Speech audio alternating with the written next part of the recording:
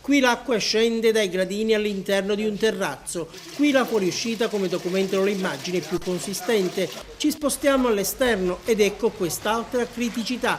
Siamo in pieno centro, ad Agrigento, in via Gioeni, almeno 4 le abitazioni interessate, colpite. L'acqua scorre, filtra e si incunea. Non è quella che proviene dal cielo, ma dalle viscere della terra, dalla condotta Colabrodo lungo la salita Madonna degli Angeli.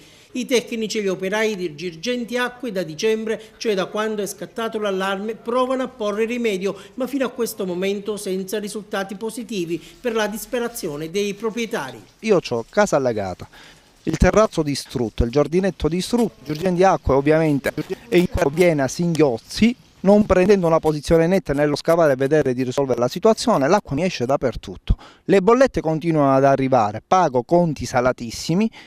Per avere quale servizio? Per fruire di che cosa? Siamo esasperati, esagitati. Sto arrivando ora, dopo aver telefonato a voi, dai carabinieri. E dai carabinieri hanno detto che prendono anche loro provvedimenti. Sono intervenuti i vigili del fuoco, hanno constatato che dipende da Girgenti Acque e che è un problema di condotta. Non capisco il perché si deve cercare a forza di creare non solo disagio, ma anche creare danno alla popolazione, alla cittadinanza. Cosa si aspetta? Che succede come è avvenuto al Viale della Vittoria, nel 23esimo, che il palazzo scenda e vada a finire alla provincia? Io non lo so. I segnali inquietanti ci sono tutti, sia dentro che fuori. Questo muro di contenimento quanto potrà ancora resistere? E qui le immagini parlano da sole, queste fessure vanno sottovalutate. Ecco poi lo scenario che si presenta all'interno del parcheggio a pagamento in via Gioeni.